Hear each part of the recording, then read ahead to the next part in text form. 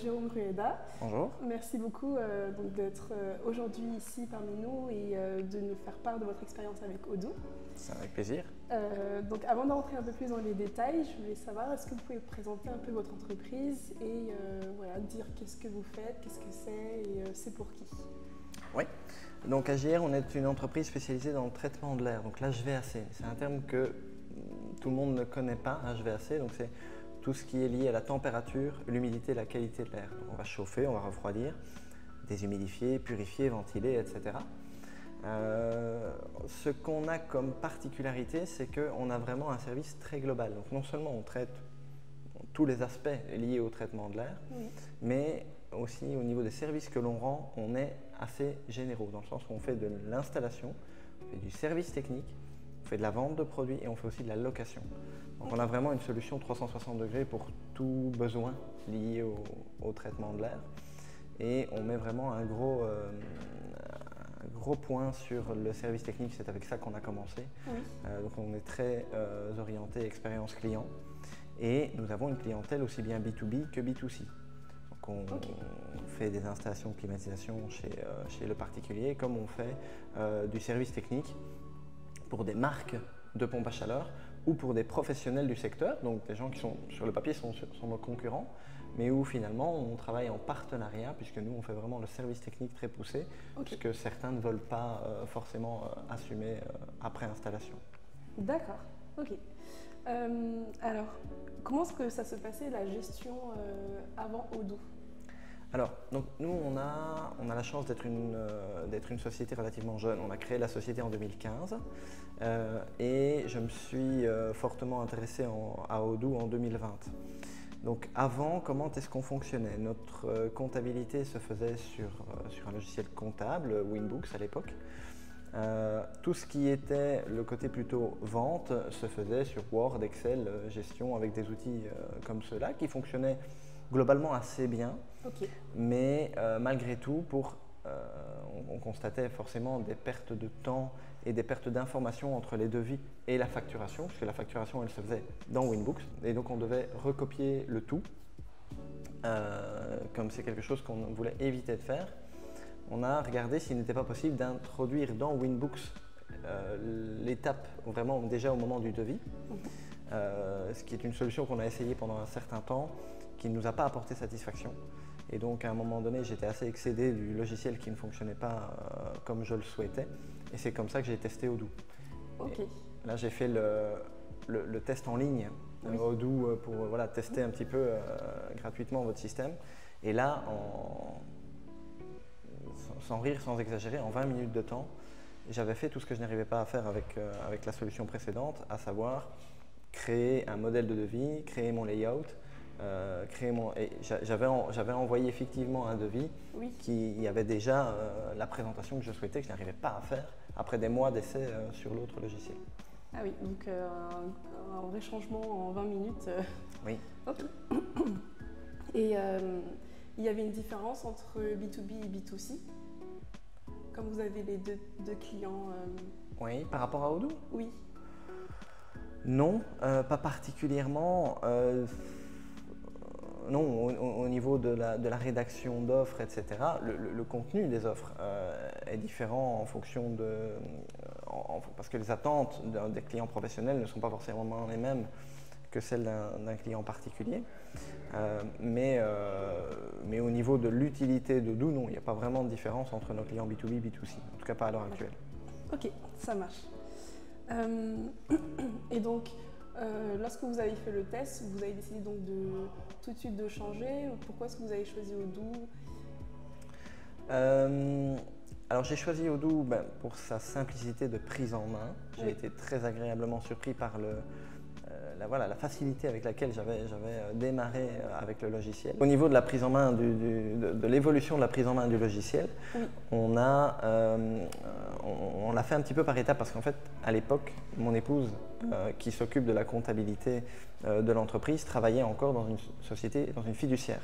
D'accord. Et je sais que historiquement, en tout cas à ses débuts, Odoo n'avait pas une excellente réputation au niveau des fiduciaires et au niveau des comptables, parce que le logiciel était un petit peu plus compliqué et on les sortait de habituels, Winbooks, Bob et autres. Oui. Et donc elle m'avait dit, écoute Odoo, moi j'ai eu ça chez un client, j'aime vraiment pas. Donc si vraiment tu veux, ok fais-le, mais moi ma compta je la garde sur Winbooks. J'avais dit ok, très bien. Et donc on a commencé à développer Odoo avec pas mal de choses, mais certainement pas la comptabilité. Et puis à force de temps de voir aussi l'aspect, le côté esthétique du logiciel, qui est aussi beaucoup plus agréable à utiliser que ce qu'on connaît avant, du gris, du noir, du blanc.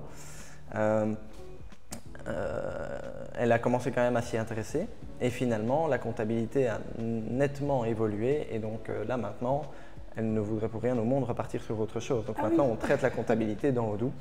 Et pour la petite histoire, la fiduciaire qu'elle a quittée entre temps pour nous rejoindre dans l'équipe, mais qui est toujours notre fiduciaire, est en train maintenant de passer tous ses clients dans Odoo, petit à petit. D'accord.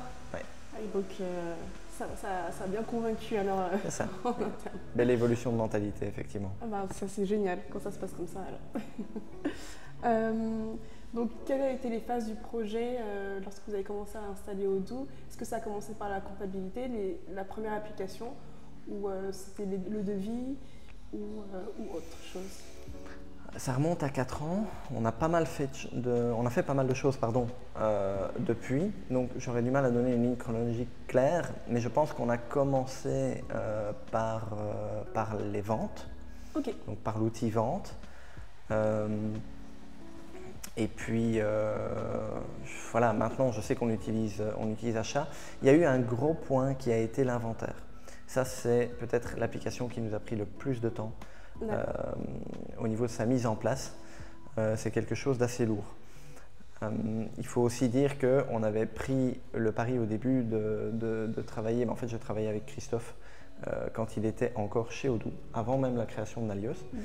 Et donc on travaillait comme avec Nalios, dans le sens où l'intégrateur forme l'utilisateur. Et donc on n'a pas un logiciel clé en main. On a un logiciel que l'on construit, que l'on travaille avec l'intégrateur. Donc ça prend un petit peu plus de temps. Et une fois qu'on nous dit c'est bon, vous avez suffisamment de connaissances et ce genre d'outils, vous pouvez les mettre en place vous-même, ça prend forcément un petit peu plus de temps si on n'est plus suivi et challengé comme on l'était à l'époque par Christophe, qui est un coach très exigeant en back-end, mais qui a ce côté qui nous pousse et qui nous force à avancer. Donc on a eu un petit peu cet effet-là. Et alors, il a fallu aussi qu'on adapte certaines choses dans notre façon de faire au niveau de l'entreprise. Petite anecdote avec ça, je me souviens que quand j'ai commencé, une des premières fois où j'ai discuté avec Christophe, je lui ai dit de manière autoritaire et en étant tout à fait sûr de moi que en ce qui me concerne, c'est le logiciel qui doit se plier à la société et pas la société qui doit se plier au logiciel. Ce à quoi Christophe a eu un petit sourire et puis il m'a en fait convaincu du contraire. Alors, de nouveau, on a la chance, qui plus est à l'époque, d'être une petite société et donc d'être une société assez flexible. Et donc, quand je le dis au début, ça peut sembler logique de se dire que c'est le logiciel qui doit se plier à l'entreprise, c'est l'outil qui se plie à l'utilisateur, c'est relativement logique, mais en fait, si on veut absolument personnaliser l'outil, ça génère beaucoup de complexité par après, parce qu'il faut faire des migrations, parce qu'il faut changer des choses, etc. Que rester dans du standard, rend l'outil beaucoup plus simple et beaucoup plus flexible dans le temps.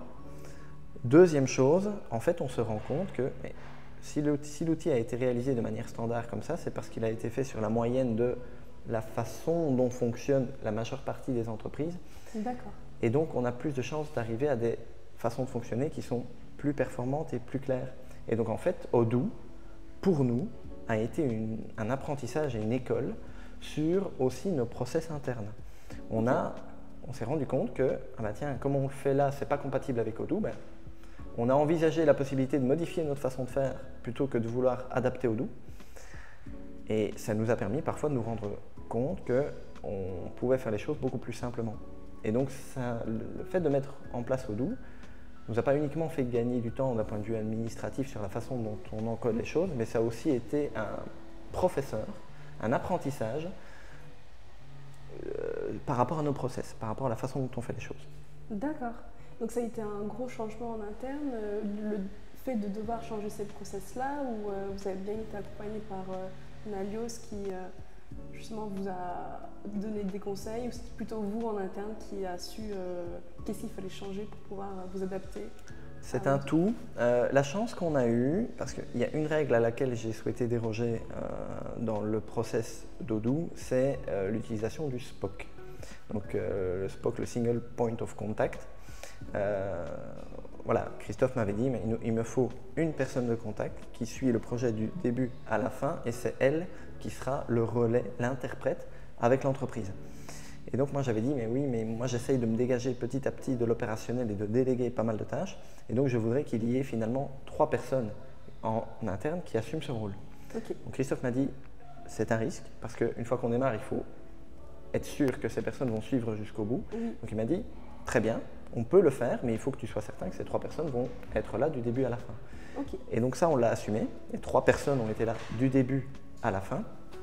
Mais ça a été beaucoup plus facile dès lors de transmettre l'information à l'équipe parce que, les décisions qui étaient prises vis-à-vis d'Odoo étaient prises de façon plus collégiale que par une seule personne. Donc, a priori, elles étaient plus en phase avec l'entreprise. Il y a plus d'idées dans 3 têtes que dans une. Oui. Et en plus de ça, quand il fallait transmettre l'information aux équipes, si on faisait face à des réticences, on était 3 à être convaincu d'avoir fait le bon choix et c'était du coup plus facile de convaincre les personnes que fonctionner comme ça était la bonne solution. Ok, donc ça c'est bien justement d'avoir pu justement se dire bon bah on choisit pour 3 personnes pour après en interne que ce soit beaucoup plus fluide et au final vous avez pu vous adapter grâce aux 3 personnes. Tout à fait. Est-ce que vous voyez une amélioration justement dans votre gestion depuis Odoo? Oui, c'est certain. La meilleure façon d'expliquer ça, c'est que de temps en temps, on a certaines choses à faire où on se dit « Tu te souviens comment on faisait ça avant Odoo ?» et là où on se dit « Mais jamais plus on revient en arrière » parce que c'est tellement facile maintenant, c'est tellement intégré, parce qu'au-delà de vente, inventaire, comptabilité maintenant qui est dans Odoo, etc., on gère tout.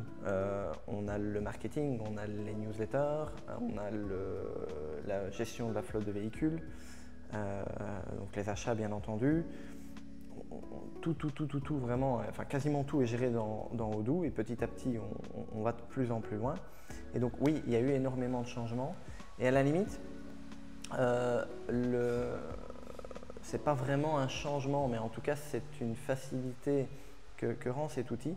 J'ai eu l'occasion de discuter un jour on était dans un groupe, on parlait des difficultés de croître en entreprise et une des difficultés qui a été soulevée par un des participants, c'était la bonne transmission de l'information entre les équipes. Et il disait, moi j'arrive pas dans mes process à m'assurer que l'information soit correctement transmise entre les différentes personnes qui sont concernées par un sujet, par un projet, par un dossier.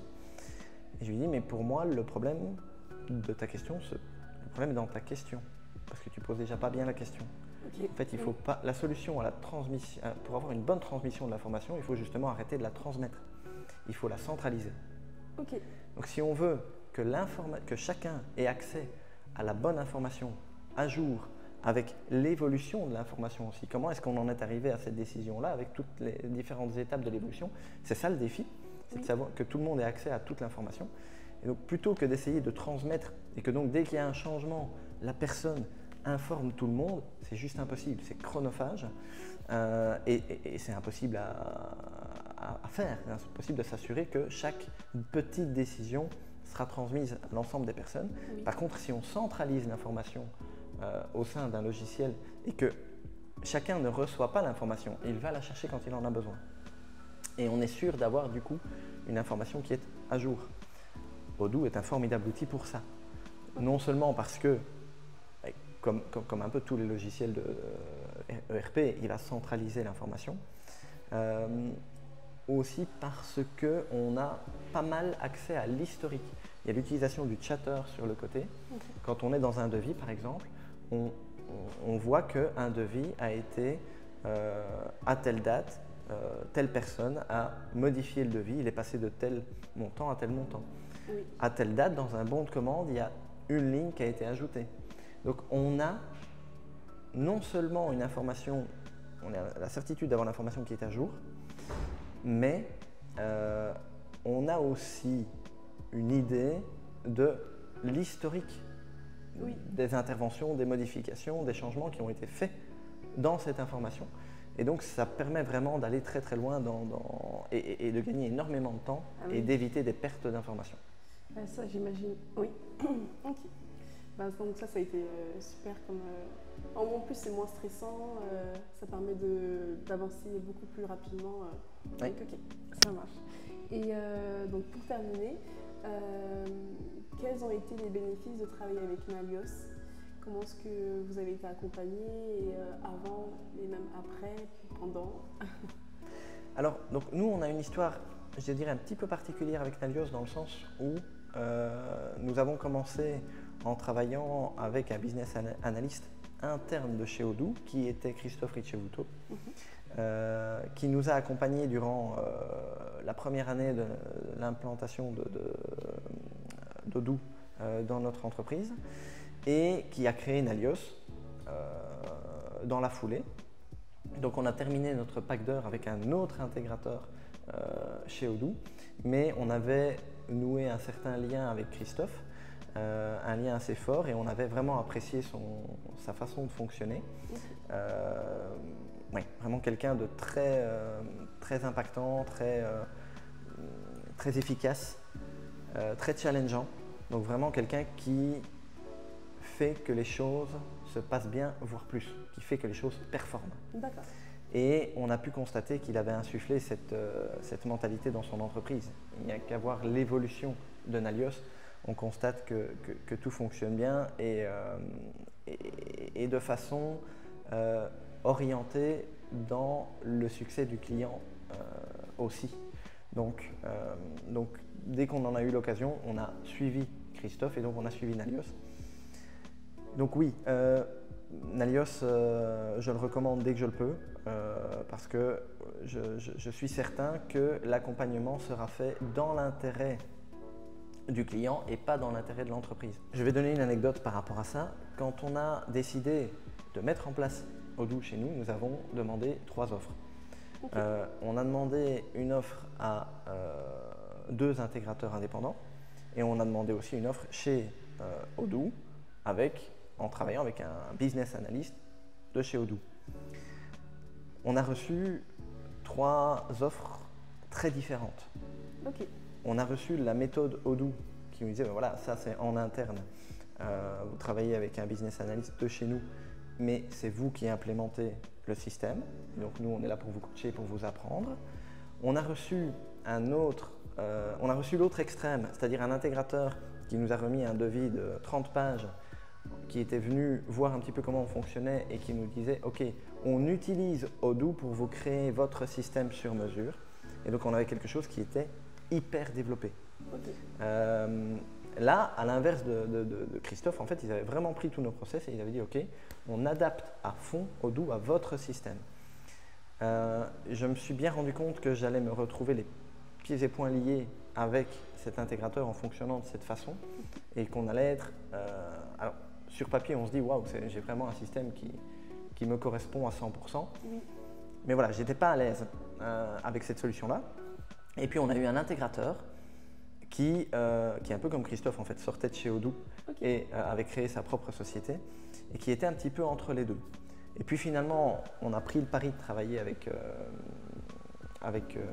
Odoo et donc avec Christophe. Oui. Et puis, on a suivi chez Nalios. Mais il y a vraiment ce côté, ok, on va travailler dans votre intérêt. Et parfois, votre intérêt n'est pas celui que vous pensez au début du projet, oui. Mais c'est peut-être finalement de bousculer un petit peu les lignes en interne chez vous pour modifier vos process, pour vous adapter à Odoo parce que finalement, la façon dont vous fonctionnez est moins performante que ce qu'Odoo vous propose. Donc, modifiez votre façon de faire, adaptez-vous à Odoo, restez en standard et c'est finalement dans votre intérêt. Ok. Et donc, Nalios n'aura pas peur à un moment donné de vous dire non, je ne veux pas travailler comme vous me le demandez parce que je suis intimement convaincu que ce n'est pas la bonne façon de faire. Et la plupart du temps, écoutez-les, ils ont raison. D'accord. Ah bah, trop bien. Et ben, en tout cas, je suis très contente que ça fonctionne très bien avec Nalios et que vous avez pu trouver une solution de gestion avec Odoo. Et ben, merci Moi aussi. beaucoup, merci beaucoup pour votre témoignage. Merci à vous, avec plaisir. Merci.